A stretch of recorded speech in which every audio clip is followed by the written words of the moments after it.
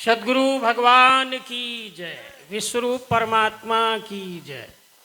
सभी अभिन्न आत्मीय जन, माताओं बहनों, जैसा कि आप सब जानते हैं कि अध्यात्म विज्ञान सम्मेलन के अंतिम दिवस का यह प्रातःकालीन सत्र जो 8 से 9 बजे प्रारंभ होना था, कुछ विलंब से प्रारंभ हो रहा है। अतः सभी सज्जनों से, माताओं बहनों से विनम्र निवेदन है कि परम पूज्य नारायण स्वरूप से स्वामी जी मंचस्थ हो चुके हैं। आप सब भी शीघ्रातिशीघ्र सत्संग स्थल पर पहुंचकर स्थान ग्रहण कर लेवें। अब शीघ्र ही सामूहिक सर्वांग योग पाठ प्रारंभ होगा। इस प्रातःकालीन सत्र में शंका समाधान का भी अवसर प्राप्त होता है, तो ऐसे समय का अवश्य में लाभ लेने के लिए अधिक से अधिक संख्या में पधारें। बोलिए सद्गुरु भगवान की जय, विश्वरूप परमात्मा की जय, सनातन धर्म की जय।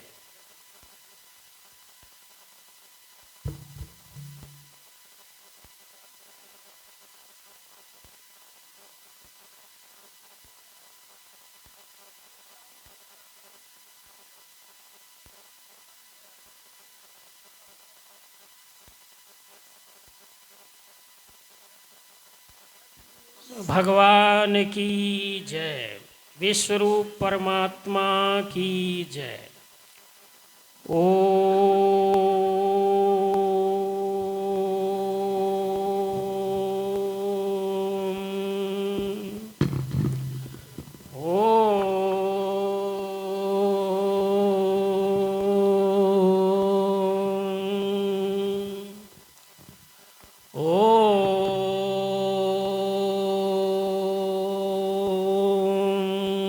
तत्सत। भगवान श्री मायानंद चैतन्य प्रणीत सर्वांग योग अध्याय पहला अनुष्टुप छंद। श्री गुरु के पदों को है मेरा दंडोत प्रेम से, यही प्रेम रहे स्थायी, कृपा दृष्टि वही मिले। आचार करके ऐसा सनातन मुमुक्षु ने किया प्रश्न, गुरु बोले सिद्धांत सबो सुनो। मैंने श्रुति स्मृति शास्त्र पुराणादिक हैं पढ़े, यथा विधान कर्मों को उनके करके लखा। तो भी चंचलता मेरे मन की मिटती नहीं, समाधान नहीं स्थायी, वो कैसे मुझको मिले। कहें तत्श्रुति वो क्या है तुम रहता कहाँ। असी कहा जिसे वो क्या, ध्यान में बैठता नहीं।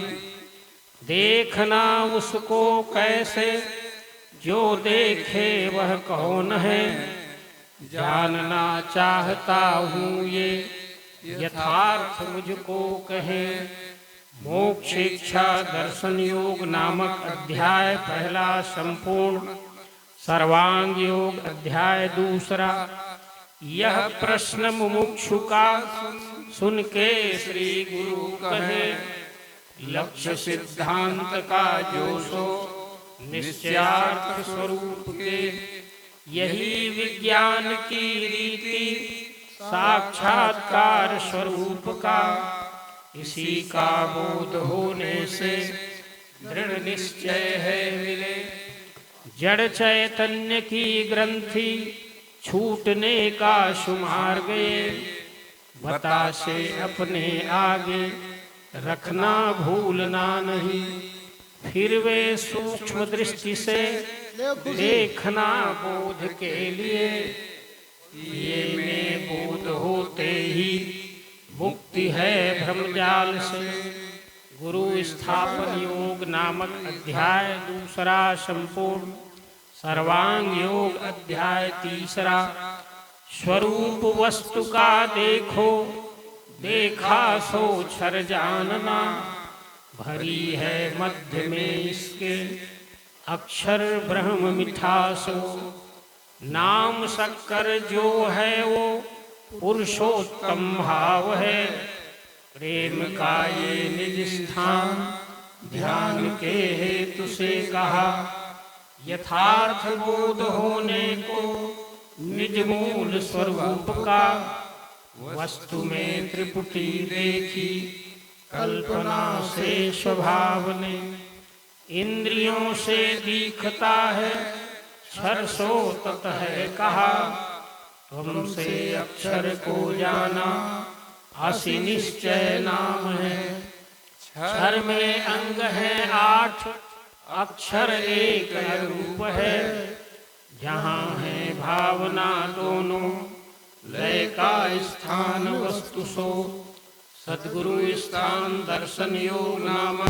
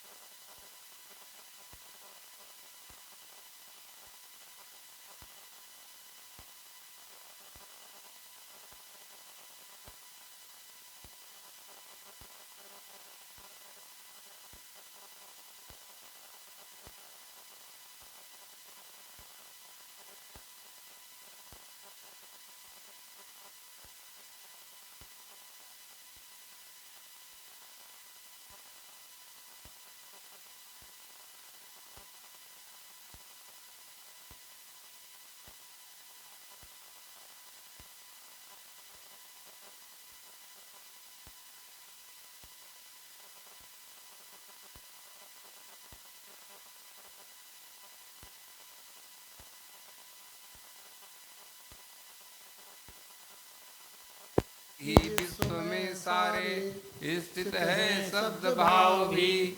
जीव से ये लगा देखो वस्तु में कुछ स्वाद है।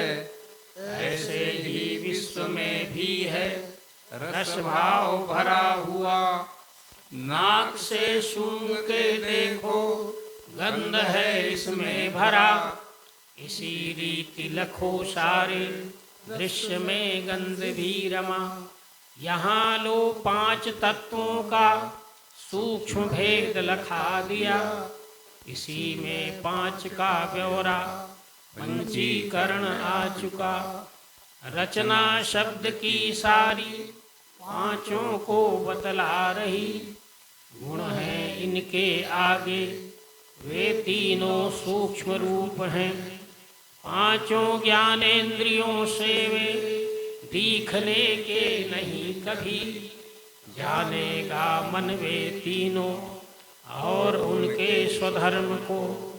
क्षर भाव स्थित पंचीकरणानुभव योग नामक अध्याय 4 संपूर्ण। सर्वांग योग अध्याय 5वां। घी के साथ मिला देखो वस्तु में गुण सत्व है। संपूर्ण विश्व में भी है ऐसे ही ये भरा हुआ। जल के साथ पीने से वस्तु में गुण है रजो। यह प्रत्यक्ष दिखेगा वैसे ही स्थित विश्व में। अकेली वस्तु खाने से दिखेगा तम है भरा। इसी रीति रहे तीनों गुण संपूर्ण विश्व में। जीवों में अन्न के द्वारा ये तीनों स्थूल रूप से कफवात बने पित्त वेग से कूदने लगे। इसी से स्थूलता पाई स्वरूप बोध के लिए। मन बुद्धि अहंकार बन के कार्य है करे। ऐसे ये 8 ही अंग स्थित हैं क्षर भाव में। इस ही को साम्यावस्था गुणों की सांख्य ने कही। अखंड मंडलाकार क्षर रूप फिरा करे। संपूर्ण विश्व की लीला इसी में हो रही सदा। यही तत्पद है दृश्य विराट इस नाम से। सबों को दिखता है ये प्रत्यक्ष जानते नहीं। क्षर विराट दर्शन योग नामक अध्याय 5वां संपूर्ण। सर्वांग योग अध्याय 6वां। अब अक्षर आत्मा को जानने की सुरीतिये, लखाते हैं इसे लेना श्रद्धा से शास्त्र की ही। संपूर्ण विश्व की लीला क्षर में जिस हो रही, उसमें जो बैठी हैगी अस्थि भाति प्रियत्व से। वेदों के नेतिका शेष वस्तु की उपलब्धि हो, उसी का भास सर्वत्र हो रहा दृश्य मात्र में। ओ मिठास यही आत्मा है निराकार जानना, वस्तु के स्वाद में भी वो भरी है प्रिय रूप से। मिठास को हुई इच्छा देखूं निज स्वरूप में, तो क्या देख सकती है नेत्रों से निज रूप को। होते ही वृत्ति नेत्रों से देखना निज रूप, तो दिखेगा विश्व ये सारा, यही उसका स्वरूप है। बुद्धि के बल से होवे अस्तित्व सिद्ध वस्तु का, आँखों से देखना चाहे दिखेगा विश्वरूप ही। शब्द स्पर्श तथा रूप रस गंध गुण त्रय, आठों का जो लय स्थान साम्यावस्था जिसे कहें, उसी में जो रहे स्थाई अभिन्न गर्भ रूप से। ज्ञानियों को भासती है साक्षित्व भाव से वही, यही ईश्वर संज्ञा से अक्षर रूप स्वरूप में।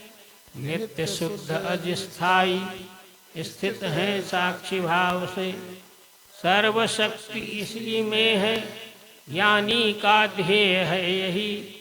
कर्मारंभ जताने को संज्ञार्थ ओम कहें श्रुति, अक्षरानुभव योग नामक अध्याय 6वां संपूर्ण। सर्वांग योग अध्याय 7वां। नाम है उसके आगे जान के बुद्धि ही जहाँ, लय को प्राप्त होती है वही सदरूप जानना। वही है अपना रूप पुरुषोत्तम भाव से, महिमा सद्गुरु की ये निज बोधार्थ है कही। अष्टांग क्षर साकार नहीं रूप मिठास में, ये दोनों भावना छोड़ो अकेला नाम ही रहा। वही शक्कर ये नाम पुरुषोत्तम भाव है, क्षर अक्षर दोनों की नहीं है भावना वहाँ। दृश्य साकार वो ही है निराकार भी वही, दोनों का धाम भी है वो, उसको सर्व है कहा। एक ही वस्तु में जानो कल्पित भाव तीन ये, निज रूप लखाने को वेदों में कल्पना किए। बुद्धि में स्थित होवे ये मैं ही संपूर्ण विश्व हूँ, अकंप धारणा बैठे गया द्वैत समाधि सो। समाधि की अवस्था ये अखंड रहने लगे, अनन्यता मिली उसको वेदों का सार भी मिला। पुरुषोत्तम योग नामक अध्याय 7वां संपूर्ण। सर्वांग योग अध्याय 8वां। पश्चात बीज भक्ति का अनन्य बढ़ने लगे, अकर्म रूप से दिखे विश्व में वो सदैव ही। ये पराभक्ति हैं श्रेष्ठ मुक्तों का निर्धाम है, संपूर्ण वृत्तियों का है एक ही स्थान ये। इसी में स्थित होने से रस एक एकंपो हुआ मद्रूप ही जानो, जन्म मृत्यु से नहीं। सर्वांग योग ये स्थाई बीज है दिव्य चक्षु का, इसे जो पाठ में लेवे चित्त से निज कर्म में। यदृच्छा से योग से होवेगा उसका सदा, अंत में पद पावे वेदों में श्रेष्ठ जो कहा। अध्याय 8 में श्लोक 950 हैं, 880 1800 अक्षरों में रचा इसे। मायानंद ने अपना निज रूप लखा दिया। ये जहाँ स्थिर हो जाए वही सद्गुरु स्थान है। अनन्य भक्ति योग नामक अध्याय 8वां संपूर्ण। इति भगवान श्री मायानंद चैतन्य विरचित सर्वांग योग संपूर्ण हुआ। सद्गुरु भगवान की जय। विश्वरूप परमात्मा की जय। सनातन धर्म की जय। ॐ तस्सत् अखण्डमण्डलाकारं व्याप्तं येन चराचरं तत्पदं दर्शितं येन तस्मै श्रीगुरुवे नमः। अज्ञानान्धस्य लोकस्य ज्ञानाञ्जनशलाकया चक्षुरुन्मिलितं येन तस्मै श्रीगुरुवे नमः। सर्वमङ्गलमाङ्गल्ये शिवे सर्वार्थसाधिके त्र्यम्बके साधिके गौरी नारायणी नमोऽस्तुते। सर्वरूपमयी देवी सर्वं देवीमयं जगत् अतोऽहं नमामि त्वां विश्वरूपां परमेश्वरी। चक्षुषा चैव दिव्येन योगमाविष्करोति यः विश्वतं विश्वरूपं च तस्मै बुद्धात्मने नमः। परम मंगलमय विश्वरूप परमात्मा एवं परमात्म स्वरूप तत्वदर्शी सद्गुरु के चरणों में सादर नमन करके केंद्रीय अध्यात्म विज्ञानशाला ओंकारेश्वर जिला खंडवा मध्य प्रदेश, जो कि कलयुग में दिव्य दृष्टि के आविष्कारक सत्युग प्रवर्तक नवम अवतार नारायण भगवान श्री मायानंद जी चैतन्य द्वारा स्वधर्म के अनुसार आत्म कल्याण और विश्व कल्याण हेतु संस्थापित है, उसी के अंतर्गत यह 3 दिवसीय अध्यात्म विज्ञान सत्संग सम्मेलन के आज अंतिम दिवस के प्रातःकालीन सामूहिक सर्वांग योग पाठ एवं व्यक्तिगत चर्चा सत्र में उपस्थित सभी प्रिय भिन्नात्म स्वरूप सज्जनों एवं शक्ति स्वरूपा देवियों एवं पुण्यवान ग्राम एवं क्षेत्र के सभी आदरणीय भाइयों बहनों, आपका सभी का हार्दिक समादर करते हुए अभी हम आप सभी के माध्यम से जिस सर्वांग योग युक्ति का पाठ किया गया है, ये पाठ के रहस्य को समझना है। पूजा और पाठ, पूजा और पाठ अभी भी हो रहा है और हम सब कहते हैं कृष्ण जी ने भी पूजा और पाठ किए, ना कीजिए। रामचंद्र जी ने भी पूजा और पाठ किए और सभी अवतारों ने और सभी तत्वदर्शियों ने, मनीषियों ने, संतों ने, भक्तों ने, संसार ने, सबने पूजा पाठ किया है। तो हमारे ऊपर आरोप लगाए जाते हैं कि ये संस्था पूजा पाठ रोकती है। मन गढ़ंत कल्पित अपने मन से मिथ्या आरोप। हाँ, ये बात जरूर है कि उनका रहस्य क्या है ये हम बताते। ये भगवान श्री मायानंद चैतन्य जी के जीवन चरित्र से जुड़ा हुआ एक सुंदर आख्यान है। हम सब लोगों के लिए वो ग्रहणीय भी है, अनुकरणीय भी और गहराई से समझने का भी है। तब वो भगवान के ज्ञान को हम मानव जगत में पहुंचा पाएंगे। नहीं तो तुम अकेले रहोगे, कोई तुम्हारा साथ ही नहीं बन सकता। वो तुमको नास्तिक और कह देगा, अधर्मी और कह देगा और तुमसे दूर ही दूर होता जाएगा। और हम कहेंगे हम तो अकेले हैं स्वामी जी, हमारा कोई साथ नहीं, हम तो अकेले हैं, हमारा कोई साथ नहीं। वो अकेले होने के कारण भी हम ही हैं। कहीं ना कहीं से घूम के उस अकेलेपन का कारण बारीकी से अपनी ओर देखें तो हम ही होते हैं। हमारा कोई साथ नहीं देता है, इसका कारण भी हम ही होते हैं। हम मिथ्या आरोप समाज पर परिवार पर, दुनिया पर लगाते होंगे। नौवें अवतार भगवान श्री मानंद जी का साहित्य तो पठनीय है ही, लेकिन उनका जीवन स्वयं एक शास्त्र है, वेद है। वह व्यक्ति की वाणी वेद, जो यह विश्व रूप का अनुभव जानता है, ये वह विश्व का रूप ही विश्व रूप का अनुभव प्रकट कर सकता है, आविष्कार कर सकता है। वो स्वयं देह रूप से वही होता है, क्योंकि ब्रह्म तो विश्व रूप पर ब्रह्म वस्तु है, और वो वस्तु तो संपूर्ण है, समग्र है, पर उस वस्तु की जागृति देने वाला तो कोई देहधारी व्यक्ति में ही वो होता है। ऐसा देह तो हम सब होते हैं, लेकिन हम सब देह उस विषय के नहीं हैं। हम सब देहों में वो महानतम लोकोत्तम विशेष विभूति इसीलिए होते हैं कि देह दृष्टि से तो वो एक सामान्य मानव से ज़्यादा कुछ नहीं होते। देह दृष्टि से तो सामान्य मानव से ज़्यादा और कुछ नहीं होते, लेकिन ज्ञान विज्ञान की दृष्टि से असामान्य होते हैं, असाधारण होते हैं। हमारी जीवों की बुद्धि खान पान बल वैभव के हित करें परिश्रम, हम इसी को पुरुषार्थ मानते हैं, इसी पुरुषार्थ में अपने जन्मों को खपा देते हैं। पर वो अवतार बुद्धि, वो परब्रह्म परमात्मा अपनी अभिव्यक्ति का माध्यम बनता है।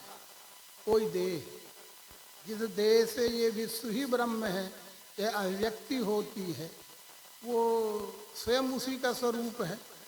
इसलिए जे ज्ञानी जित चित्त हैं द्वैत रहित निष्पाप, सदा भूत हित में रहें ब्रह्म रूप वे आप।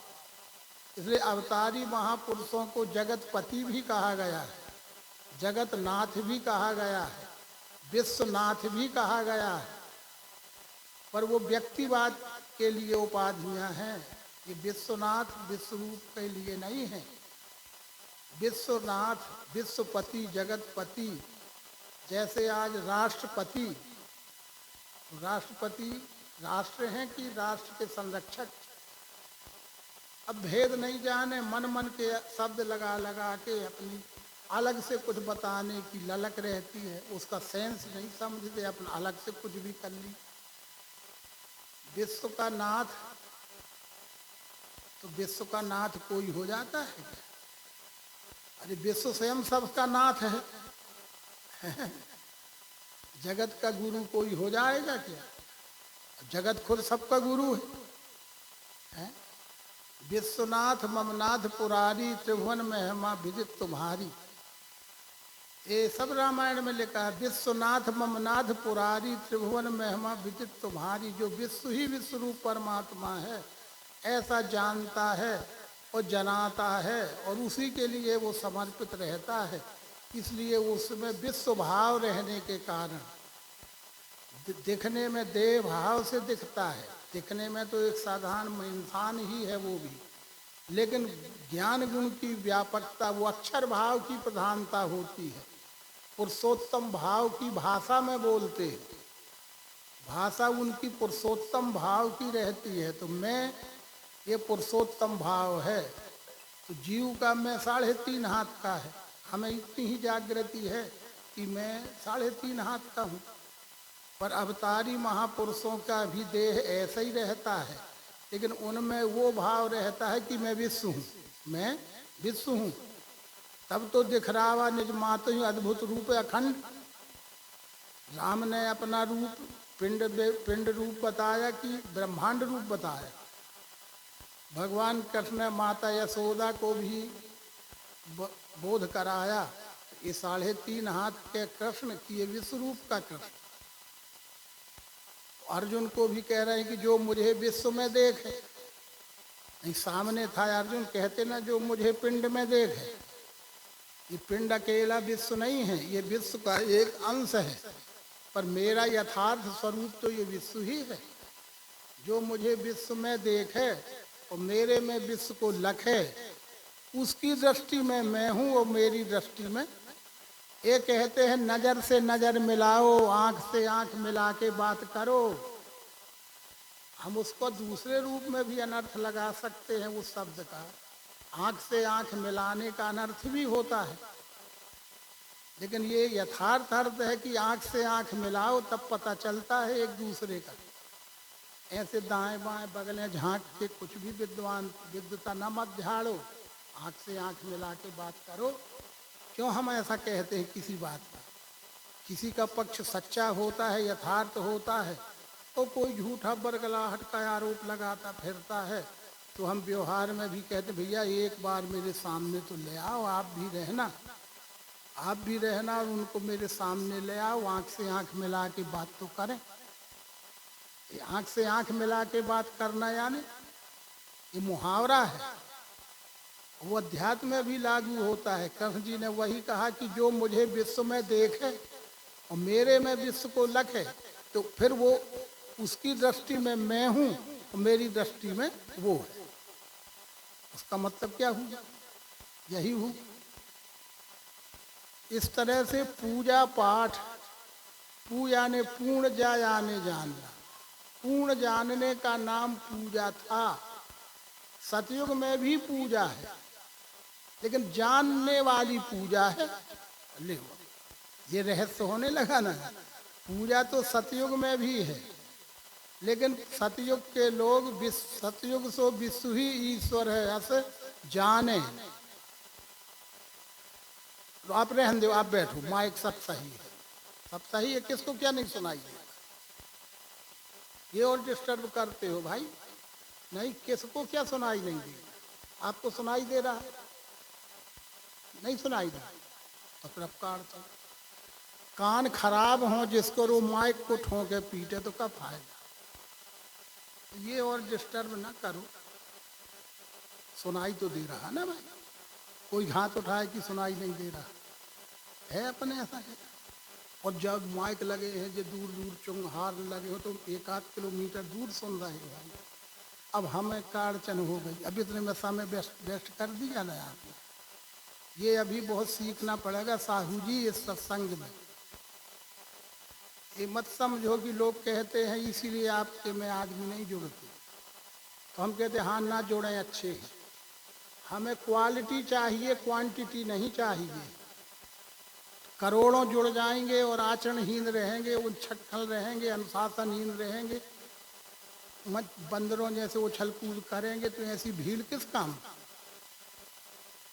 हम 1-2 भी हो, 4 भी हो, 10 भी हो, बिल्कुल ना हो गए माइक तो ये दीवार के उस पार तक सुनाई देता है। अब काम की बात हो रही थी, ये लग गई ना बात। यही है राम भगत के बाद है, ज्ञान में समझो, बुरा ना मानना। ज्ञान को जो बुरा मानते हैं उनका कभी कल्याण नहीं हो सकता। फिर कृष्ण जी ने कह दिया कि शिक्षा में दंड विभूति हूँ। अब मैं तो लाचार आदमी हूँ, मैं दंड तो किसी को दे नहीं सकता। लाचार हूँ, तुम्हारे सहारे तो मैं खुद चल रहा हूँ, मैं आपको क्या दंड दूंगा? लेकिन मौके की बात ना कहना भी करो। अब आप किसी से भी पूछ ले इतने लोगों से कि आपकी वो अच्छे के लिए कर रहे हो, ये नहीं है, लेकिन क्या वो हरकत किसी को अच्छी लगी? क्या हम आपको किसी एक को अच्छी लगी? का लगी किसी एक को? ऐसा पूछ ले, आंख से आंख मिला के, वो तो बात चल रही है। मान लो हम पूछना चाहें कि भाई साहब बता दीजिए मैं कुछ गलत करने जा रहा था क्या, कि मेरी ये बात अच्छी लग रही है आपको? तो सभी कहेंगे कि नहीं, नहीं भी सुनाई दे रहा था, तो थोड़ी देर की तो बात थी, लगा हुआ प्रसंग में डिस्टर्ब नहीं करना था। यही बात आएगी ना। अब आप तो हमसे ज़्यादा बुजुर्ग हो, अब हम क्या कहें? बड़ी समस्या है मेरे साथ। बिना तदब कहे बिन रहा ना कोई। कहता हूँ तो समस्या है कि जो 2-4 हैं वे भी संग छोड़ भाग जाएंगे हैं, और नहीं कहता हूँ तो लगता है कि क्या मजबूरी हो जाती है। अब इतने में तो कजानी कितनी बात हो जाती, लेकिन ये भी बात में बात तो है।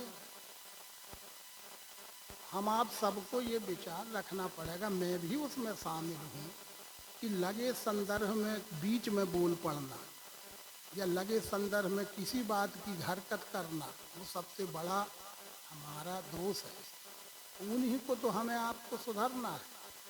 पात्र बनना पड़ेगा पहले, और पात्र बनने के लिए कितना होता है, देखो पात्र ऐसे ही बन जाता है। वो मट्टी को गेंती और कुदारियाँ सहना पड़ती हैं।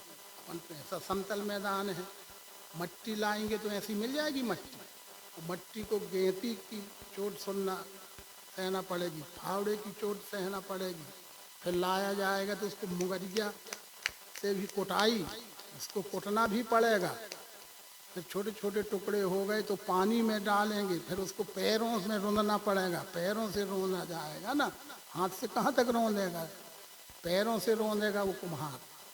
पैरों से रौंदने के बाद फिर हाथ से भी रौंदेगा, और फिर एक चके में ऐसा रख देगा, चके में घुमाएगा तो घूमना भी पड़ेगा चके के साथ, और फिर इतना सा पात्र ऐसा निकाल के रख दिया। अब उस पात्र को भी कुछ धूप में भी सुखाएगा। देखो पात्र बनने के लिए कितनी क्रिया, धूप में सुखाएगा। फिर वो कच्चे पात्र को एक उसमें रखेगा, लकड़ी का एक ऊपर से ठप्पा मारेगा ऐसा ऐसा, और अंदर से सहारा भी देगा। हमारे दोनों काम है, अंदर से सहारा भी देते हैं कि साहू जी नाराज हो के न भग जाए। अब ये भी डर लगा है तो भीतर से सहारा भी दे रहे हैं, ऊपर से थाप भी मार रहे हैं। अब उनको लगेगा 4 लोगों में मेरा बेइज्जत कर दिया यार, इतना खराब स्वामी जी है, इसको तो जल्दी भगाओ कि हम ही भागें। दोनों बात, हम भागें ये स्वामी जी को भगाओ। लेकिन वो तो कुम्हार है, वो लगा भैया बुरा ना मानो, मैं तुम्हारे को सहारा भी तो दिया हूँ, और अच्छा सुडोल घड़ा बनना है इसलिए तुमको थाप मार रहा हूँ। इतने में भी अभी पात्र नहीं बन गए हम, उसको रख दिया, रंग रोगन ऊपर से कर दिया। तो तुम सोचो कि ये घड़ा है, इसमें पानी भर दूं या पानी पी लूं, तो अभी वो पानी पीने भरने के काम का है। पानी डालते ही वो फैल जाएगा, मट्टी तो है अभी, वो बाहर से लाल लाल रंगा दिया है उसको, तो पके जैसा रंग का लगता है, पर वो लाल ही लाल है अभी वो। ऐसे ही ये कपड़ा भर रंग के पहन के बैठ गए तो वे लाल ही लाल हैं। अब हम कहते लाल कपड़ा पहनो स्वामी जी, लाल कपड़ा पहरे से लोगों को आकर्षण होता है कि बड़ा स्वामी जी आया है। अरे ज्ञान कहता है वो अभी वो जैसे कच्चे घड़े को कुंभकार पहले लाल गेरू रंग की रहती थी मिट्टी, वो लाल मिट्टी से पोत देता है, ऐसे ही हम लाल मिट्टी से पोते आए हैं जो लाल पीले कपड़े मात्र पहन के। अभी तो उसको भट्टे में जाना पड़ेगा ना, उस कच्चे घड़े को भट्टे में जाना पड़ेगा, आग की दहकते हुए भट्टे में डाला जाएगा। भट्टे में डालने के बाद, दहकते हुए भट्टे में डालने के बाद भी 100 घड़े अगर लगाए जाएंगे भट्टे में तो कुछ तो बिल्कुल काले पड़ जाएंगे, ना पड़ जाएंगे। हमारे जैसे हम भी भट्टा में डाले थे पर काले होके निकले। अब उसको कैसे पकाया जाए, वो तो भट्टा में डल चुका है ना। वो है हम, हमारी स्थिति ये भगवान के ज्ञान रूपी भट्टे में हम डले हैं बहुत दिन से, लेकिन अब जब भट्टा निकालेगा तो वो काला ही निकला। अब वो क्या किया जाए, वो काला ही रहेगा, उसका कोई सुधार संभव नहीं है इस जन्म में। फिर उसी में से कुछ अधपके निकलेंगे, अधपके अब वे पानी भरने के लायक नहीं है, और कुछ ऐसे निकलेंगे अंगुली से बजाए तो टन टक टक की आवाज आएगी, मानी ये पूरा पका घड़ा है। उस पके घड़े में पानी डालो, चाहे दूध भरो चाहे दही भरो, पहले ही सब दूध दही के बर्तन होते थे मिट्टी के, पर एकदम पके हुए रहते थे वो। अब पिछले उस माता पिता के ज़माने के अभी आज भी घरों में हो सकते हैं वो प्रकार के बर्तन आइटम, वो पके थे। कुछ अध कच्चे निकल गए, कुछ हमारे जैसे काले काले भर हो गए। अब वे पानी भरवे के काम नहीं है, अब उनका भी लेकिन काम है, अस्थि भांति प्रीतो है। कम पका वाला भी जो रहता है काला वाला, वो छांट के रख दिए जाते हैं, वो कब काम आते हैं है पता। वो भी अस्थि भांति प्रिय है, अधपका काला वाला, वो ही ढूंढ के लाया जाता है उस समय। जब मैं डेड बॉडी हो जाऊंगा, मेरा संस्कार करने ले जाओगे, तो ढूंढ के वो काली वाली मटकी लाई जाएगी, वो ढूंढ के वो अधपका कच्चा वाला ऐसे उसमें लगा के फिर उसमें आग कंडे उपले भर के फिर मेरा संस्कार करने के काम जरूर वो आएगा, काला पका अध पका। बस ये है, अब समझ ले वो। अब हमारा संस्कार ही करने के काम आएंगे वो अध पके और काले काले, बाकी तो वो उनसे कोई समाज में पानी नहीं पिया जा सकता उन काले बर्तनों में। लोग रोक देंगे, ये काला सा कहाँ ले आए, शमशान का कहीं से उठा के लाए आए होगा, यही कहता है ना। इसलिए उसको फोड़ दिया जाता है, वहीं पटक दिए तो फोड़ दिया जाता है, जिससे इसको ले जाके कोई कहीं उपयोग ना कर ले। इसलिए पात्र की बात रामचरितमानस कहती है कि तुम तो पात्र बन जाओ, प्रभु कृपा प्रभु का आशीर्वाद तो अखंड बह रहा है, अखंड बह रहा है। जैसे बाजू वाला ट्यूबवेल अखंड 24 घंटा बिजली मिले तो 24 घंटा एक सी रफ्तार में, उसकी कोई पानी फेंकने की गति में कोई फर्क नहीं पड़ रहा है, उतना पानी वो 24 घंटे ही दे रहा है। अब उसकी हौदी उतनी मजबूत ना हो संभालने वाली, और वो नालियाँ मजबूत ना हो तो वो तो तोड़ फोड़ डालेगा ना हौदी को, जहाँ वो गिर रहा है पूरा हौज में। इसी प्रकार से वो सदगुरु की कृपा तो अखंड प्रवाह गति से बह रही है। पात्र जितना मजबूत होवे, जैसा पात्र होवे उतना वो भर जाएगा। तो पात्र बनना है, हम आप पात्रा बन रहे हैं। ये सर्वांग योग के आधार से हम पात्रा बन रहे हैं। स्कूलों में भी हमको पढ़ाया गया था विद्या ददाति विनयम। सुभाषित श्लोकों में, शालेय शिक्षण में, संस्कृत में विद्या ददाति विनयम, विद्या से क्या मिलता है? विनम्रता, अनुशासन। तो ये विद्या है, ये विद्याओं की भी विद्या ब्रह्म विद्या है ना। तो हम भी विद्यार्थी हैं, साधक हैं। तो विद्या से विनय प्राप्त होता है, विनम्रता प्राप्त होती है, अनुशासन प्राप्त होता है। विद्या ददाति विनयम और विनयाद याति पात्रताम। ऐसे ही पात्र नहीं बन जाता, जैसे मिट्टी सहज में पात्र बन गई का। अरे उसको गेंती उसका और कुदारी की मार सहना पड़ी, फावरे से कटना पड़ा, पैरों से रुंधना पड़ा, हाथों से मसलना पड़ा, चक्का में घूमना पड़ा, बाहर भीतर से ठोकरें खानी पड़ी, फिर वो भट्टे में लगना पड़ा, फिर कहीं पात्र यदि बना तो उसमें भर जाएगा, भर जाएगा। अगर अधपका पात्र रहा तो भर तो गया पर लीकेज हो जाएगा, लीकेज हो जाएगा। और कच्चा सा रहा, काला ही काला भर पड़ गया है, तो वो शमशान के काम आएगा। खैर तो फोड़ दिया जाएगा, और जिसमें दूसरा इसका कोई उपयोग न कर सके। इसलिए विद्या ददाति विनयम विनयाद याति पात्रताम, पात्रत्वा धनम आपनोति धनात् धर्म तथा सुखम। अब पात्र ही या हम नहीं बन पाते, कृपा चाहते हैं पर पात्र का ठिकाना नहीं है। कहाँ भरे? वो एक धार पड़ी कि वो तो छितड़ बितड़ हो गया। कच्चे घड़े में इसकी धार रख दे, वो रह जाएगा घड़ा। इतनी मोटी धार इसकी चल रही है, उसमें एक आध बड़ा नाद रख दे तो टिकेगी? उसकी धार ही में वो पता न चलेगा वो कहाँ घोर के चली गई, उसी के साथ नाली में बह गई वो।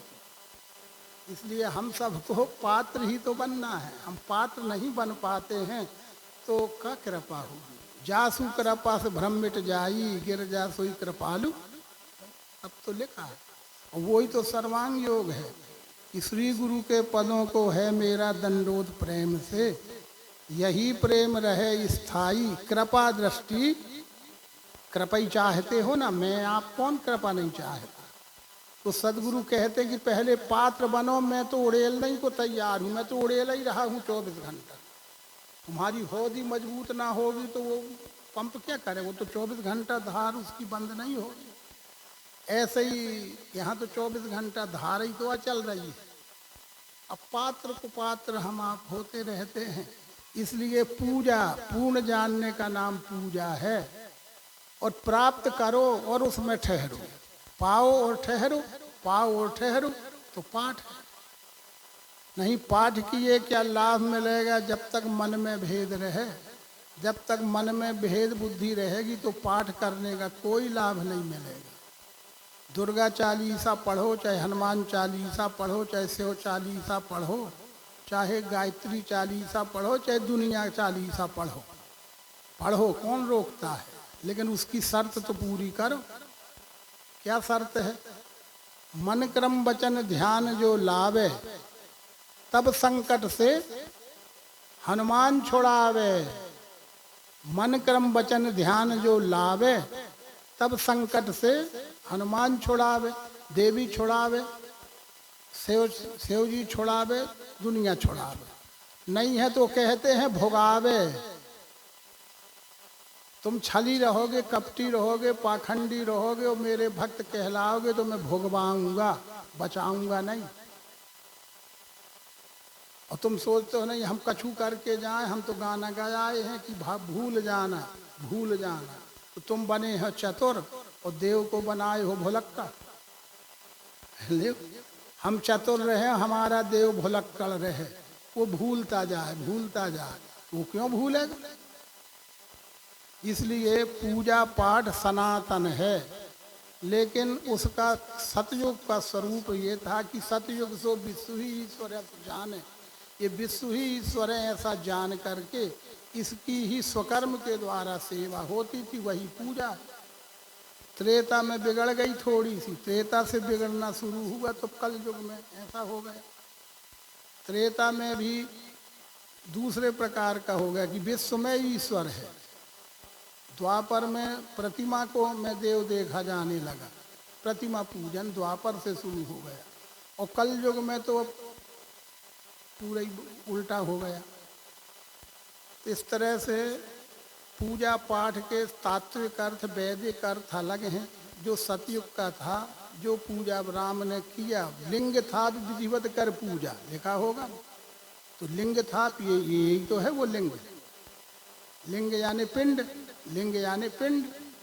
पिंड को सामने रखो और अपने में और सब में मिला करके देखो, विधिवत, विधिवत।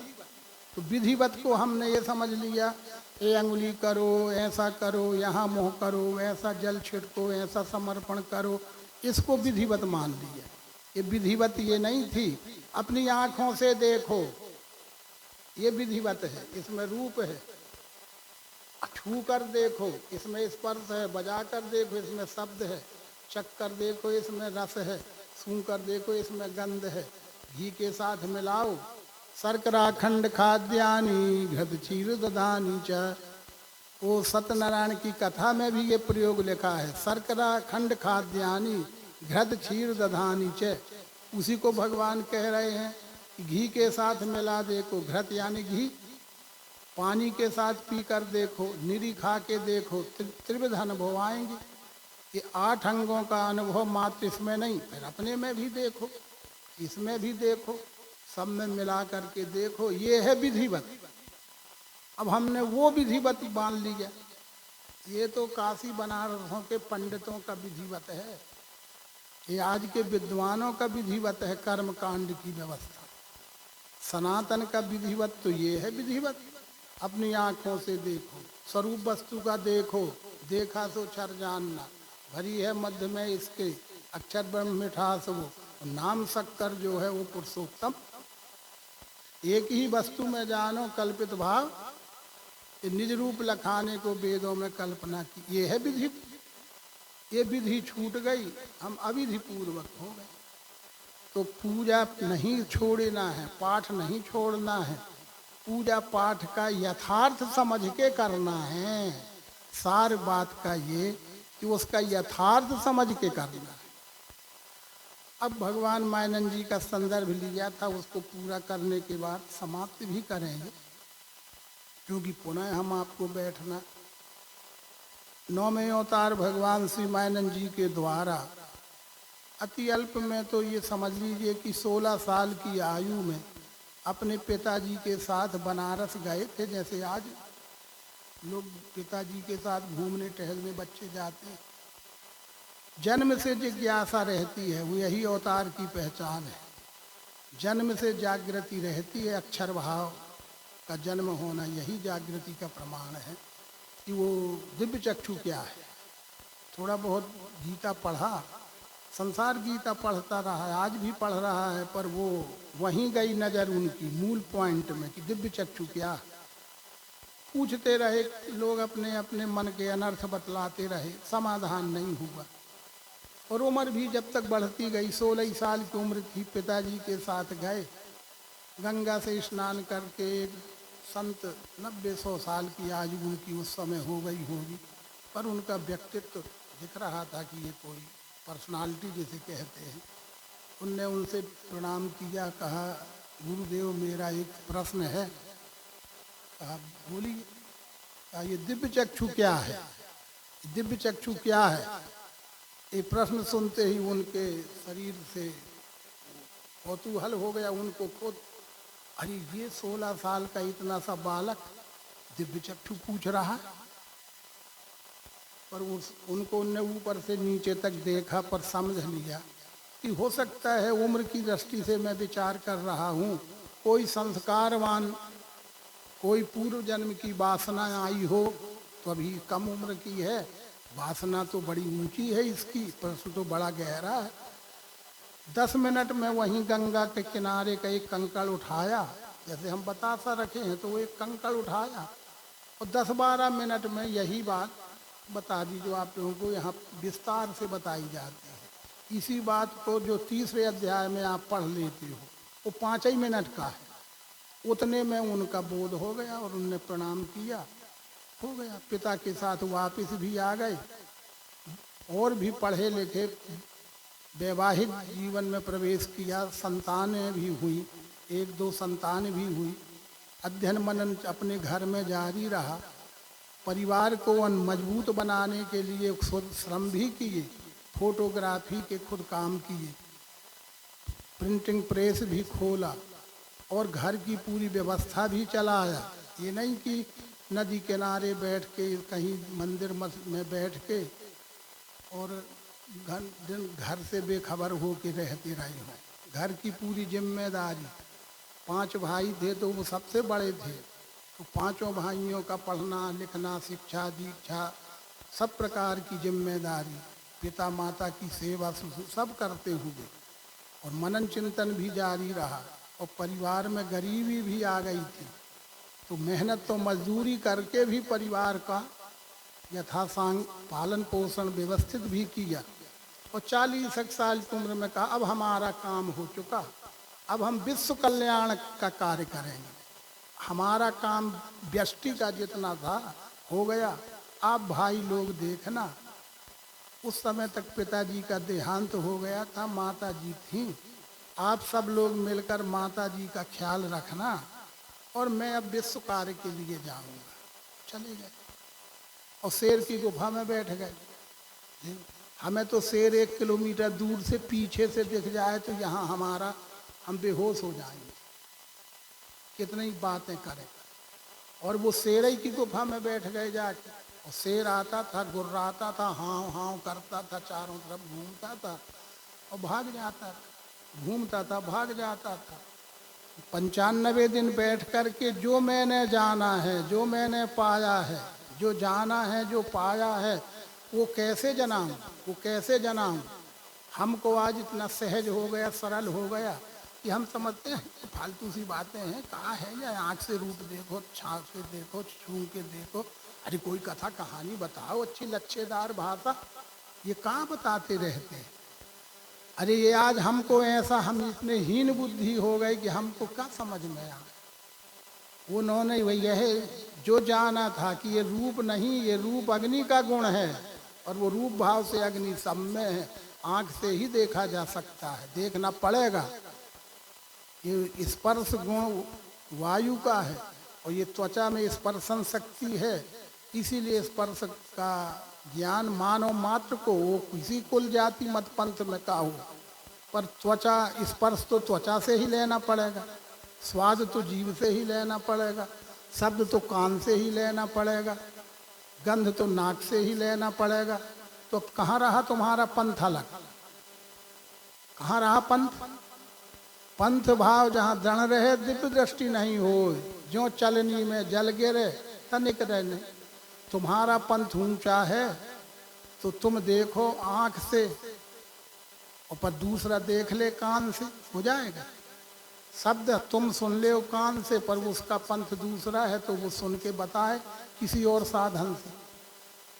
मानव मात्र की कल्चर एक है, मानव मात्र की सृष्टि की रचना एक सी है। प्रकृति का नियम अलग अलग किसी के लिए नहीं है। मानव मात्र की उत्पन्न होने का, मानव मात्र के जीवित रहने का और मानव मात्र के विलय हो जाने का तरीका तो एक ही है प्रकृति नियम में। जन्म के बाद जीवन के तुम अपने अपने अलग अलग तौर तरीके बना लो, तुम्हारी मर्जी की बात है, लेकिन रूप को तो आंख से ही देखना पड़ेगा, है ना।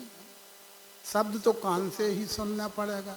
ये प्रकृति नियम का नाम शास्त्र ज्ञान है। ये यही वेदों में, उपनिषदों में, गीता रामायण में सब में लिखा। और मानव मात्र के कल्याण के लिए ये प्रक्रिया को जो मैंने जाना है वो कैसे जनाऊं। 95 दिन का घोर मनन चिंतन तप हुआ, फिर उससे बाहर आकर के और फिर सारे संसार में जीवन पर्यंत पैदल चल के पूरे नर्मदा क्षेत्र में 2-2 बार परिक्रमा करके और भारत के बड़े बड़े नगरों, महानगरों, गाँवों, शहरों, जहाँ भी जो मिला, यह प्रत्यक्ष प्रयोग दर्शन, यही दिव्य दृष्टि है, यही दिव्य दृष्टि है। ऐसा प्रत्यक्ष बोध करा के इतना बड़ा साहित्य स्वयं हाथ से लिखा। और आखिरी में ये विद्या आगे भी चलती रहे, आगे भी चलती रहे, तो उसके लिए विज्ञानशाला नाम से अपने हाथ से कुल्हाड़ी से, जंगल तो है ही वहाँ नर्मदा किनारे, जो जंगल तो है ही, विंध्याचल सतपुड़ा का पर्वत है, पहाड़ की लकड़ी काट के जैसे अपन खेत में पहले बना लेते थे झोपड़ी, आज खेत में भले पंप घर बन गए और घर भी बन गए और फार्म हाउस बन गए, लेकिन पहले तो हाथ से लकड़ी काट के मजदूर को रखने के लिए अपन झोपड़ा बना लेते थे घास फूस का। ऐसे घास फूस का एक झोपड़ी बनाया और बोर्ड लगा दिया, दिव्य दृष्टि द्वारा विश्व रूप परमात्मा के प्रत्यक्ष यथार्थ दर्शन विज्ञानशाला, ऐसा पद परिचय का बोर्ड लगा दिया। तीर्थ क्षेत्र है, लोग आते थे जाते थे, पंडे पुजारी सब थे, सब अभी भी हैं, पहले भी थे, हैं। वो आकर्षण का केंद्र बनने लगे, वो आकर्षण का केंद्र बनने लगे कि अरे यार ये कुछ दिन यहाँ कुछ नहीं था, ये कौन महात्मा जी आके बैठ गए हैं। वेशभूषा उनकी महात्मा की ही थी, जैसे चित्रपन देखते, और ये कौन महात्मा जी हैं, ये क्या इन्होंने शुरू किया है। यहाँ ना कोई संध्या होती, ना आरती होती, ना पूजा होता, ना पाठ सुनाई देता। सुबह से जैसे हर मंदिरों में ओम गणनान्त्वा गणपति गम गवामहे, ऐसा कुछ यहाँ से कुछ नहीं होता। और वहाँ चारों तरफ से मंदिरों से 4 बजे रात से ये सब आवाज़ें आने लगती हैं। ओम नमामि शान निर्माण रूपम, ऐसे होने लगते हैं। अच्छी बात है वो, पर ये कुटिया बनी है, झोपड़ी बनी है, इसमें ये ऐसा कुछ होता कभी कहीं सुनाई वनाई कुछ देता नहीं है। चलो जरा पूछो तो 10-5 लोग इकट्ठे हुए, विद्वान कहलाने वाले, भक्त कहलाने वाले, पंडे पुजारी विद्वान आदि का ये दंडवत प्रणाम किया। बड़ों में बड़ा शिष्टाचार होता है। भगवान ने कहा कि आइए, पधारिए, बैठिए, सबका स्वागत भी किया, यथा उचित बैठाया। सुनाइए मेरे लायक क्या सेवा लेके आए हैं आप लोग। धन्य हो गया मैं तो यहाँ कुछ दिन से झोपड़ी बना के रह रहा हूँ, कोई मेरे पास आया नहीं था आप जैसे लोग। आप इतने बड़े बड़े नगर के लोग और प्रतिष्ठित लोग आए हैं इस कुटिया में, मैं तो धन्य हो गया। सुनाइए मेरे लायक क्या सेवा है। देखिए बड़ों का विचार, उनका व्यवहार देखिए। वो तो पहले ही दंडवत हो गए, जैसे ही इतना ही कहा तो सब प्रणाम करने लगे, संकोच लगने लगा, अब हम क्या पूछें। और विचार करके गोष्ठी बना के गए थे कि इनसे ये पूछना है कि आप ये बताइए कि आपने यहाँ नर्मदा किनारे, ये धर्म क्षेत्र है, ये पवित्र भगवती माँ नर्मदा का क्षेत्र है, ओंकार क्षेत्र है, आदि आदि, ये धर्म नगरी है, और आप भी बोर्ड लगाए हैं, पर आपके बोर्ड से कुछ समझ में नहीं आता है कि आप धार्मिक संस्था हो कि सामाजिक हो कि राजनीतिक हो, क्या हो। आपके बोर्ड से कुछ हमें समझ में नहीं आता कि आप इस झोपड़ी के माध्यम से, कुटिया के माध्यम से संसार को क्या समझाना चाहते हैं। यदि आप धार्मिक संस्था कहते हो तो आपके यहाँ कोई पूजा पाठ, कर्मकांड, संध्या आरती, बंदन कुछ सुनाई ही नहीं देता है। न कोई सुंदर कांड का पाठ यहाँ सुनाई देता, न हनुमान चालीसा पढ़ा जाता, न दुर्गा चालीसा, शिव चालीसा। समझ ही में नहीं आता कि आप, और आपका दृश्य देख के, शरीर का देख के आप लगते हैं कि आप बहुत महात्मा भी हैं, माले भी पहने हैं, कपड़े भी बदन में नहीं रखते थे, खैर पर नीचे का कपड़ा पहनते थे, चिमटा भी आप रखते हो, धूनी भी लगा लेते हो, इससे तो लगता है कि आप महात्मा हो। लेकिन ये प्रकार का इस कुटिया से आज तक कुछ होता नहीं है। बड़ा लंबा चौड़ा प्रश्न उन्होंने बड़े संकोच में किया, सब लिखा है उसमें। भगवान बड़े खुश हुए प्रसन्नता से, जैसे अर्जुन ने जो भी बातें कही तो भगवान कृष्ण ने प्रसन्नता से उत्तर दिए ना। कई जगह भगवान राम को लिखा है कि मुस्कुरा के बोले, राम मुस्कुरा के बोले। अवतारों की मुस्कुराहट में ही उत्तर रहता है, उनकी मुस्कान ही सब प्रश्नों का उत्तर हो जाती है। तो भगवान भी मुस्कुरा के बोले कि आप सब लोगों का आदर है। ये सब बातें आपकी ठीक हैं कि यहाँ ऐसा कुछ होता नहीं दिखता है, इसलिए आप हमें धार्मिक संस्था हम नहीं हैं ऐसा आप हमें मत सोचिए। ऐसा नहीं होता है यहाँ, इसलिए हम धार्मिक संस्था नहीं हैं ऐसा मत सोचा जाए। बल्कि जो कुछ संसार में आप लोगों के द्वारा कराया जा रहा है, आप पंडित हो, पुजारी हो, आचार्य हो, विद्वान हो, और आम जनता जो कुछ भी कर रही है, जो आप उन्हें सिखा रहे हो, उसका रहस्य यहाँ बताया जाता है। मेरा निवेदन है कि आप सेवा का अवसर दीजिए और पूजा का रहस्य क्या है समझ लीजिए, पाठ समझ लीजिए, जप तप क्या है समझ लीजिए, होम हवन क्या है समझ लीजिए और करिए। ये प्रैक्टिकल सेंटर है और ये फील्ड उसका प्रयोगशाला है।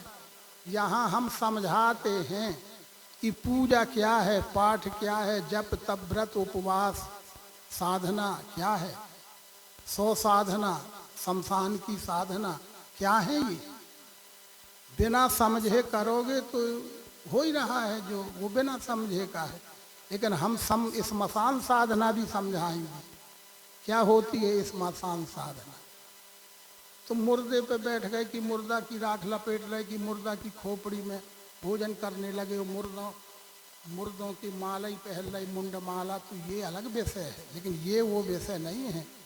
सबको मुंड माला पहनना है, सबको रहना है वैसे ही, लेकिन उनका लक्ष्यार्थ कुछ और है, लक्ष्यार्थ कुछ और है। विषय वासना से नग्न रहना है, शरीर ही कपड़े से नंगा नहीं हो जाना है। जड़ी बूटी भी पी लेना है। तो ये मतलब नहीं कि तुम नशा करके दिन रात घर का काम धाम छोड़ के कहीं बैठ के कहो हम सत्संगा करते हो, दिन भर चलम चढ़ाए पड़े हो, तो उससे तुम्हारे पास कौन आएगा, कौन बैठेगा। तुम्हारा परिवार, तुम्हारी पत्नी, तुम्हारे बच्चे खुद तुमको बहिष्कृत कर देंगे। ये कोई बात है।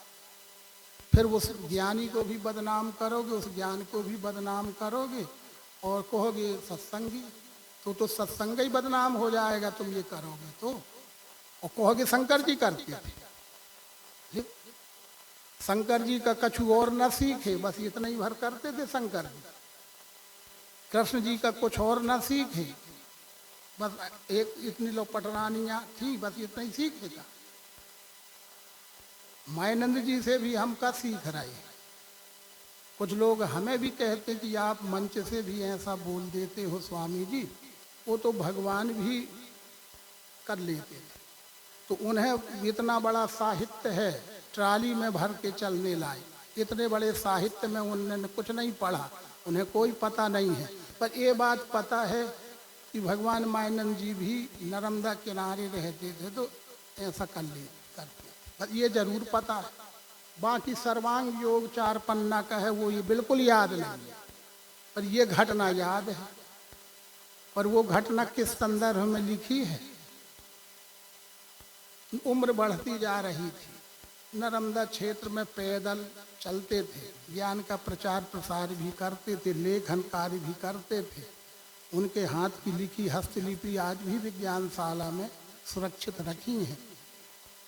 ये सब करते कराते और भोजन तो अल्प में जो मिल गया सो, अस्वस्थता भी आ गई थी।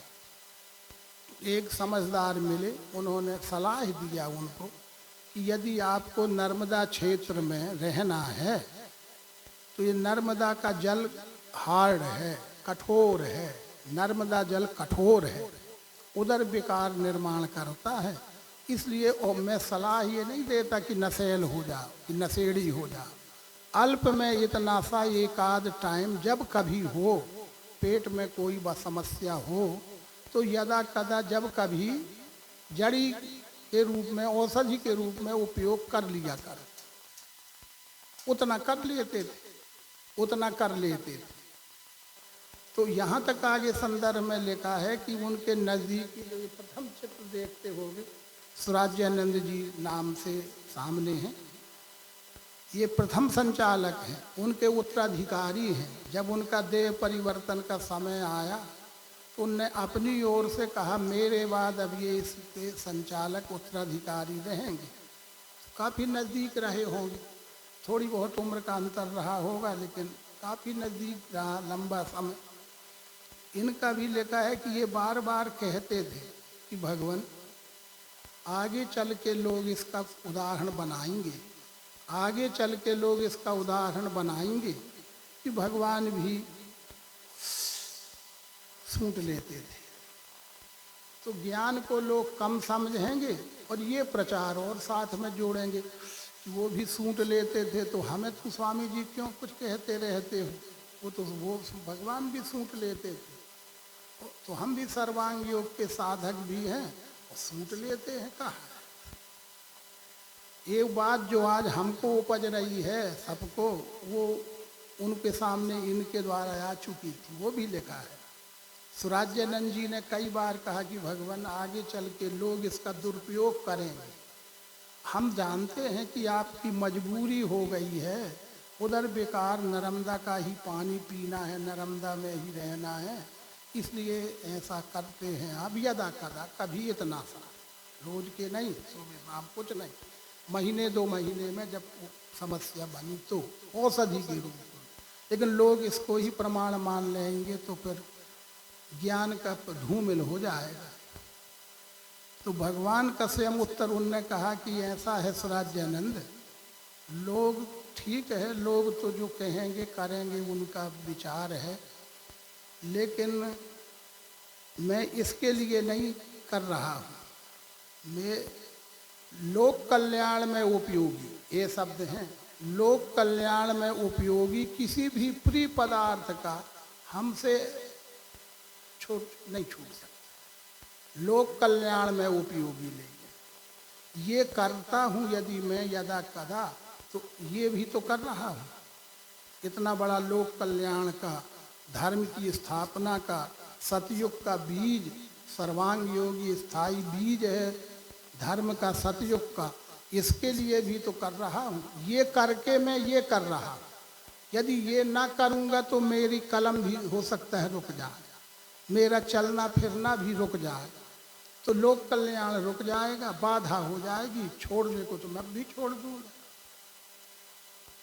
क्या संकेत मिला कि लोक कल्याण के लिए करना पड़े तो अपने विषय वासनाओं के लिए नहीं, जीव के स्वाद के लिए नहीं, नशा के लिए नहीं, मादक पदार्थ पी के मदहोश हो करके ज्ञान बताने का नहीं होगा कभी। अब जब भगवान शंकर का भी उदाहरण देते हैं तो क्या वो गांजा पीते रहते, भांगैया खाते रहते थे का? जड़ी के रूप में कैलाश पर्वत में रह रहे हैं, हिमालय है, ठंडा क्षेत्र है, शरीर को भी बनाए रखना है सेवा के लिए, संसार के लिए। तो हम शरीर बनाए भी हैं तो किस लिए बनाए? संसार के लिए बनाए हैं, तो वो उनको मान्य है, मंजूर है। लेकिन हम बनाए भी हैं तो काय के लिए बनाए हैं? लड़ने झगड़ने के लिए, बटोरने के लिए। तो वो गहराई जो भगवान कृष्ण जी ने कही कि ईस हेतु जो जगत हित किया जाए वह कर्म, और निज सुख के लालच किया तो है वह बंधधर। वही कार्य दोनों का एक सा रहता है। ज्ञानी और अज्ञानी की कर्म दृष्टि में एकता दिखती है। जैसे फलेच्छा से पार्थ कर्म को मूर्ख है करे, वैसे ज्ञानी करे कर्म लोक कल्याण दृष्टि। अब शंकर जी भी सुख लेते थे और मायानंद जी भी, लेकिन उनने धंधा बना लिया कि पेशा बना लिया कि नशा के लिए किया कि औषधि के रूप में लिया, पर लोक कल्याण के लिए किया। हमारे तो शरीर को तो कोई अड़चन नहीं है, हमें कहीं इसकी जरूरत नहीं है और हम कर रहे हैं तो निश्चित हमारा परिवार बिगड़ जाएगा, समाज बिगड़ जाएगा, बच्चे बिगड़ जाएंगे और फिर हमारी वास्तव में कोई न सुनेगा। कहेगा अरे वहाँ तो सब गंजेड़ी बैठते हैं, अरे वो तो गंजेड़ियों का अड्डा है। लोग ऐसा क्यों ना कहेंगे?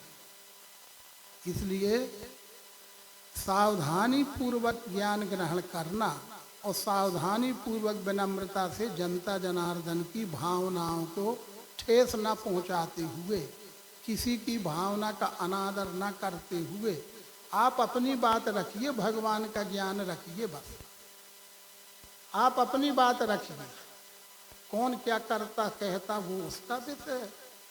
तुम उजेले हो तो उजेला सामने रखो। अंधेरे की बातें करने से तुमको कोई श्रेय मिलेगा?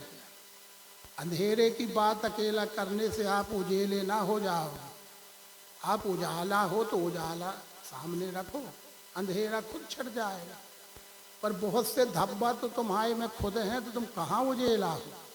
उन धब्बों को तो अलग करो, तब हम उजाला कहलाएंगे। और उसके प्रकाश में कोई आलोक में प्रकाशित हो करके, और वो संग शक्ति ऐसे नहीं बनती, चाहे समाज की हो, चाहे राजनीति की हो, चाहे धर्म की हो। जो राजनीतिक पार्टी आज विश्व की सबसे बड़ी पार्टी है, ऐसा कहने में कोई बात नहीं है। जिस दिन उसका गठन हुआ था उसी समय चुनाव हुए थे, तो पूरे भारत में 2 सांसद, जिनके 2 सांसद थे, बड़ा समय नहीं हुआ है। सन 80 में जिसका गठन हुआ, जिसके 2 सांसद मात्र। ठीक, आज पूरे देश में, पूरे भारत में, पूरी दुनिया की सबसे बड़ी पार्टी है। क्या हुआ? कुछ त्याग हुआ, कुछ संघर्ष किया होगा, कुछ जनता के लिए किया होगा, किया जा रहा होगा, तब ना। चाहे संगठन राजनीति का हो, चाहे समाज का हो, चाहे धर्म का हो। वो भगवान ने कहा कि इस प्रकार ही सत विचार सब मिल सेवें, तब संग शक्ति का बल ईश्वर ही देव। आप में स्वयं जब क्वालिटी होगी, आचरण की निष्ठा होगी, आपका सुगंधित जीवन होगा, तो सुगंध के पास दुनिया आएगी। हमारे कर्म व्यवहार में खुद ही दुर्गंध होगी, तो दुर्गंध से तो दुनिया दूर हटती है, कौन आएगा पास? अब जब ये छुट्टियां चलेंगी तो वहाँ कौन सुगंध फैलेगी कि दुर्गंध? आज ट्रेन में सार्वजनिक जगह में क्यों लिखा मिलता है धूम्रपान निषेध है? ट्रेन में आपकी आदत है, तुमको हमारी आदत है, पैसा दिए हैं, रिजर्वेशन कराए हैं, हम बीड़ी पियेंगे वहाँ। अब बीड़ी पियोगे वहाँ ट्रेन में, बाकी यात्रियों की उल्टियाँ होने लगेंगी, तो प्रतिबंधित है कि नहीं? अब जब ट्रेन में सफ़र में धूम्रपान प्रतिबंधित है, तो ये धर्म की सभा में वो करके आओगे तो तुम क्या समझोगे? समझोगे हम खूब समझ रहे हैं, कुछ नहीं समझ रहे। तुम तो दूसरी दुनिया में तुम्हारी खोपड़ी घूम रही है, तुम इसको क्या समझोगे? और मैं भी वो करके यहाँ बैठ जाऊँ तो तुम सोचोगे स्वामी जी आया है, मैं तो कोई और दुनिया में घूम रहा हूँ, क्या समझा पाऊँगा, क्या आपको समझ पाऊँगा। इसलिए मैं किसी की शिकवा शिकायत में नहीं हूँ। मेरा आप मेरे ही रूप हो, इसलिए मैं अपनी वेदना कह रहा हूँ, मैं किसी को कुछ कह नहीं रहा हूँ। जो ज्ञान कहता है भगवान श्री राम का, भगवान श्री कृष्ण का और 9वें अवतार मायानंद जी का, अब 100 ही साल भये हैं, हम ही ना उसको लीप पोत के धूमिल कर दें। अभी हमारी आपकी बहुत बड़ी जिम्मेदारी है कि हम जितने खड़े रहेंगे, जितने आग में तपाएंगे अपने को, उतना ही हम भगवान के भक्त कहला पाएंगे। माने उस ज्ञान को जन जन तक जब ही पहुंचाया जा सकता है जब हमारे में क्वालिटी हो। इसलिए हम क्वालिटी मेंटेन करते हैं, क्वांटिटी नहीं। संख्यात्मक विकास नहीं चाहिए, गुणात्मक विकास होना चाहिए। अब आप लोगों को जैसा लगा हो, मैं तो अपनी बात कह दिया, किसी को मैं नहीं जानता कि कौन गंजेड़ी है, कौन क्या है, मैं क्या जानूं, मुझे क्या पता, मैं तो बहुत बाहर का आदमी आपके लिए। पर मैं हूँ ये सब, आप तो सब सुंदर, सब निर्भ शरीर। तो मैं अपनी बात कह दिया और समय समाप्त हो चुका है। तो ये सब ज्ञान का ही विषय है। ज्ञान नाम व्यवहार का है, व्यवहार नाम ज्ञान का। ज्ञान का मूल्य कहाँ है? व्यवहार में। और व्यवहार कब होगा? जब ज्ञान होगा। ज्ञान और व्यवहार दो अलग चीज नहीं है। भगवान राम का ज्ञान ज्ञान भर है कि व्यवहार भी है।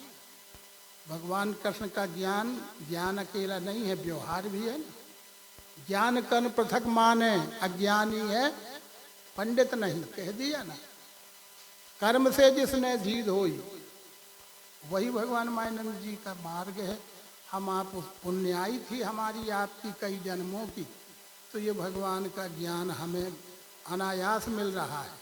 जिसके लिए उन्होंने 95 दिन शेर की गुफा में भूखे रहकर तप किया, हमें तो मौज से मिल रहा है। गद्दों में बैठे हैं, चाय मिल रही, नाश्ता मिल रहा, गद्दे मिल रहे, ठंड है तो पल्ली मिल रही, कंबल मिल रहा, का नहीं मिल रहा। केवल शुद्ध विचारों से रहो, श्रद्धावान बने, हम ज्ञान के जिज्ञासु बने और बन सके जितना अपने आचरण को सुधारें। और हमारी पहली प्रयोगशाला परिवार है। यदि हमारी पत्नी हमारे अनुकूल नहीं है तो आप फेल हो जाओगे। पुत्र, परिवार, भाई और हमारा पड़ोस हमारे अनुकूल नहीं है तो आप फेल हो जाओगे। रावण क्यों मारा गया? और बातें तो होंगी जो होंगी, पर भाई साथ में नहीं था। तो बंधु भेदगढ़ लंका टूटी। बंधु भेद, भले उसने भेद का काम लोक कल्याण के लिए किया, धर्म के लिए किया, वो अलग बात है। लेकिन बंधु भेदगढ़ लंका टूटे और सुर नर नाग बंध से छूटे। और भगवान श्री राम क्यों बिजी हो गए रावण पे? क्योंकि लक्ष्मण जैसा भाई, शक्ति लग गई थी, वो तो लौट आया। संयोग बन गया कि औषधि मिल गई तो लक्ष्मण लौट आए। वो तो हो चुका था ना, ब्रह्मास्त्र मारा गया था, उससे कौन लौटता है। लेकिन लौट आए वो तो अलग संयोग की बात है, प्रारब्ध की बात है। पर अपने को समर्पित कर दिया ना, इसलिए जिसका भाई साथ है वो सदा बिजी रहेगा। और जिसका भाई से ही बैर विरोध हो गया वो सदा पराजित रहेगा। ये धर्म कहता है। अब हम भाई माने एक ही नहीं होता भाई, गुण का भी भाई होता है, जन्म का भी भाई होता है। जन्म के भाई से भी मिल के रहो। और हम गुण के भाई हैं। आप कहाँ के, हम कहाँ के, कौन कहाँ का। ज्ञान हमको सबको जोड़ रहा है। तो सतरजतम जो त्रिगुण हैं हम सब में हैं, वो ही तो हमारे भाई हैं। गुणा गुणेशु, ये इस ज्ञान की व्यवहारिकता थी। और ज़्यादा बोल गया हूँ तो आप लोग माफ़ करना। मेरे को जो समझ में आया और ज़रूरी सा समझ में आया, इसलिए मैंने आत्मनिवेदन किया है। अवतार राम हैं, श्री कृष्ण हैं, मायानंद जी हैं, वो निर्देश दे सकते हैं। हम उनके अनुयायी हैं, भक्त हैं, हम तो निवेदन कर सकते हैं। ओम शांति शांति। सद्गुरु भगवान की जय। विश्व रूप परमात्मा की जय। सनातन धर्म की जय। मातुरेवा नर्मदे हर। अब अभी समाप्त किया जाता है। थोड़ी देर बाद नाश्ता आदि बन चुका होगा। नाश्ता आदि से निवृत्त होकर के पुनः हम आप पद शुरू करके बैठेंगे। 11 बजे भी शुरू हुआ तो कोई बात नहीं है, सार्थक समय तो हो रहा और वो भी जरूरी है। तो 11 बजे के से 12 के बाद 12:30 भी हो सकता है, 1 भी हो सकता है। ठंड का समय है, जब पेल के खूब नाश्ता हो गया तो कछु रेस्ट तो हो, फिर से रोटी खाने की। तो 2 उपदेश लेकिन होंगे। 2 उपदेश को में बंसी भैया जो खमरिया से आए हुए उनका भी होगा और पाठक जी का भी होगा। आप राजेंद्र पाठक जी हैं, हर जगह वो संचालन भर करते रहते हैं। उनको हम ही नहीं सुन पाते कि पाठक जी कैसा बोलते हैं, तो उनको भी